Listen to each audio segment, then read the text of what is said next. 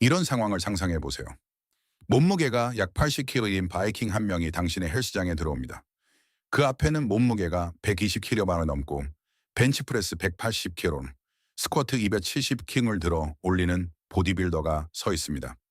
두 사람은 팔씨름을 한 뒤 간단한 테스트를 해보기로 합니다. 누가 더 오래 노를 저을 수 있는가? 당신이라면 보디빌더에게 전 재산을 걸겠죠, 안 그래요? 하지만 불과 몇 초 후 누구도 예상치 못한 일이 벌어집니다. 보디빌더의 악력이 풀려버립니다. 8초 만에 통제력을 잃고 맙니다. 바이킹은 힘든 기색조차 없습니다. 그리고 이것은 시작에 불과했습니다. 두 사람이 보트에 올라타자 보디빌더는 1시간도 버티지 못합니다. 45분 만에 끝이 납니다. 반면 바이킹은 10시간이 지난 후에도 여전히 노를 젓고 있으며 이제 막 시작한 것처럼 보입니다. 어떻게 이런 일이 가능할까요? 이것은 우리가 현대의 훈련 방식에서 완전히 잊고 있었던 무언가를 보여줍니다. 모든 사람은 현대의 보디빌더가 모든 형태의 힘에서 바이킹보다 우월할 것이라고 가정합니다.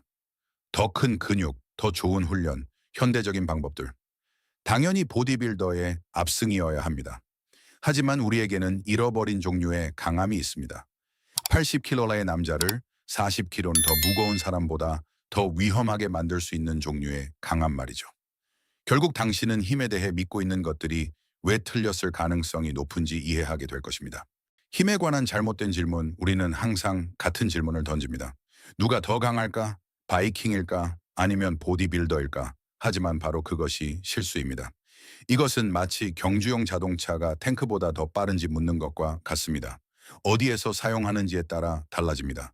헬스장에서 최대 반복 횟수를 측정한다면 보디빌더가 매번 승리할 것입니다. 벤치프레스, 스쿼트, 데드리프트에서 바이킹은 상대가 되지 않습니다. 보디빌더는 단 한 번의 움직임으로 최대의 힘을 내는데 모든 훈련을 집중해 왔기 때문입니다. 하지만 조건이 바뀌는 즉시 결과도 달라집니다. 휴식 없이 피로가 쌓인 상태에서 몇 시간 동안 힘을 써야 한다면 완전히 다른 요소가 중요해집니다. 그리고 바로 여기서 차이가 시작됩니다. 강함은 단지 최대 출력이 아닙니다.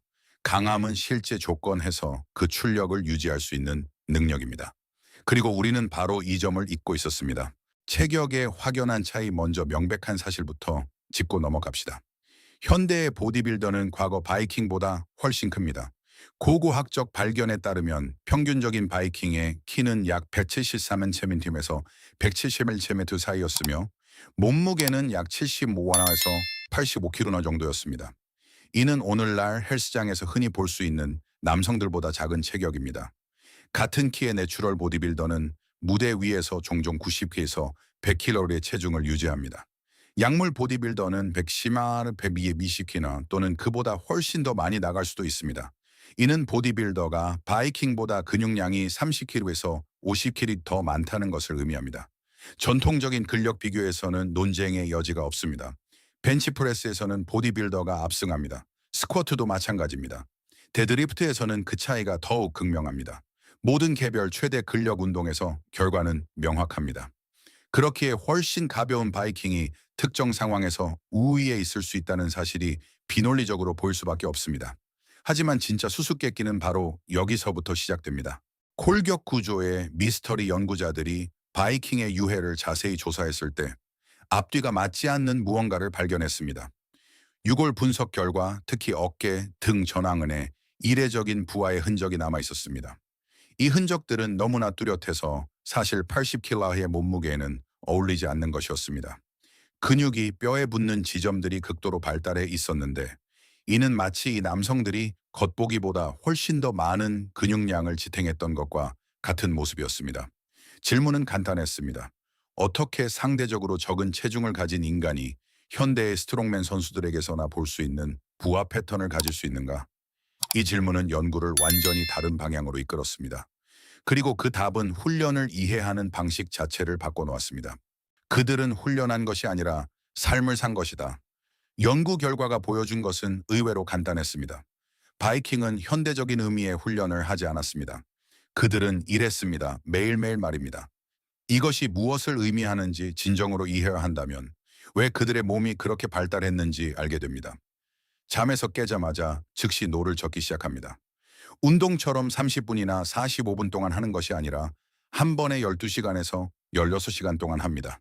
수백 킬로그램에 달하는 그물을 물속에서 끌어올립니다. 기계도 없고 휴식도 없고 쉬는 날도 없이 단순한 도구로 밭에서 일합니다. 레슬링은 취미가 아니라 훈련인 동시에 실전을 위한 준비였습니다. 그리고 때로는 실제로 전투를 치렀습니다. 그런 순간에는 당신의 힘이 생존 여부를 결정합니다. 신체는 훈련되는 것이 아니라 사용되는 것입니다. 실제 부하가 걸리는 상황에서 실제 결과를 마주하며 끊임없이 사용됩니다. 그리고 바로 이것이 모든 것을 바꿉니다. 신경계의 적응 방식, 이제 처음에는 명확해 보이지 않는 부분에 대해 이야기해 보겠습니다. 현대적인 훈련 원칙에 따라 훈련하지 않았는데도 어떻게 더 강할 수 있을까요? 답은 신경계가 적응하는 방식에 있습니다. 보디빌더가 훈련할 때는 명확한 목표가 있습니다. 계획된 휴식을 동반한 고립된 근육 성장입니다. 가슴 데이, 등 데이, 하체 데이. 근육에 부하를 준 뒤 다시 훈련하기 전까지 며칠간 휴식을 취합니다. 이 과정에서 신경계는 아주 특정한 것을 배웁니다. 짧은 시간 동안 최대의 힘을 낸 다음 멈추고 회복하는 법입니다. 바이킹에게는 완전히 다른 일이 일어납니다. 그의 몸은 부하가 언제 끝날지 모르는 상태에서 지속적인 피로 속에서도 힘을 내는 법을 배웁니다. 움직임은 예측할 수 없고 부하는 일정하며 휴식은 사실상 존재하지 않습니다. 그리고 바로 이것이 다른 종류의 강함을 형성합니다. 수초간의 최대 근력이 아닙니다. 수시간 동안 유지할 수 있는 가용 근력입니다. 대부분이 오해하는 비교, 여기서 대부분의 사람들은 결정적인 실수를 저지릅니다. 그들은 마치 정답이 있는 것처럼 누가 더 강한지를 계속해서 비교하려고 합니다. 하지만 이것은 포뮬러 1 경주차가 탱크보다 빠른지 묻는 것과 같습니다. 그것은 전적으로 어디에서 사용하는지에 달려 있습니다. 두 사람을 헬스장에 데려다 놓고 1회 최대 중량을 테스트해 보십시오. 보디빌더가 예외 없이 모든 종목에서 승리할 것입니다. 벤치프레스, 스쿼트, 데드리프트에서의 차이는 근소하지도 않을 것입니다. 보디빌더는 자신의 모든 시스템을 바로 그 움직임에서 최대의 힘을 내도록 최적화했기 때문입니다. 하지만 테스트를 바꿔보십시오. 두 사람을 8시간 동안 노를 저어야 하는 보트에 태워보십시오. 보디빌더의 악력은 일찍 한계에 도달합니다. 어깨가 타들어 가기 시작합니다. 몇 시간 지나지 않아 끝이 납니다. 반면 바이킹은 아직 한참 남았습니다. 그에게 진짜 작업은 이제 막 시작된 것일 뿐입니다. 그들에게 또 다른 임무를 주어 보십시오.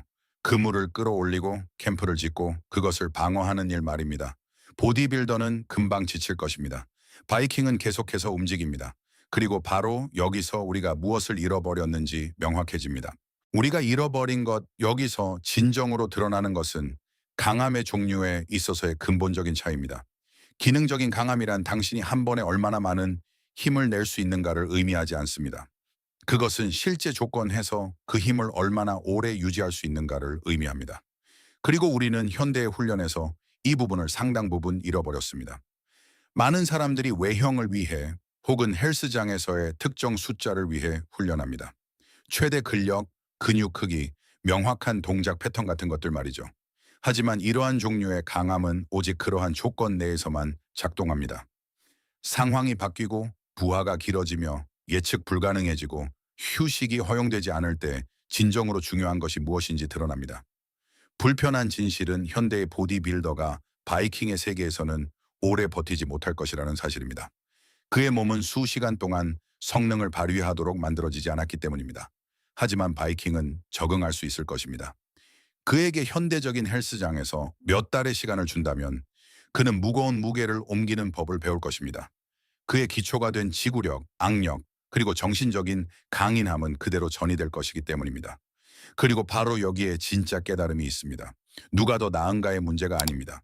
무엇을 위해 훈련하는가의 문제입니다. 결론 그렇다면 누가 더 강할까요? 최대 중량에서는 보디빌더가 논쟁의 여지 없이 승리합니다. 수시간, 수일에 걸친 힘의 대결에서는 바이킹이 승리합니다. 실생활에서 중요한 강함에 있어서는 바이킹이 승리합니다. 헬스장에서의 대회를 위한 강함에 있어서는 보디빌더가 승리합니다. 진실은 간단합니다. 강함은 특수합니다. 당신은 당신이 훈련하는 바로 그 분야에서 강해집니다. 어쩌면 이제는 얼마나 많이 들 수 있는지 묻는 것을 그만둬야 할 때일지도 모릅니다. 대신 실제로 얼마나 오래 일할 수 있는지 물어보십시오.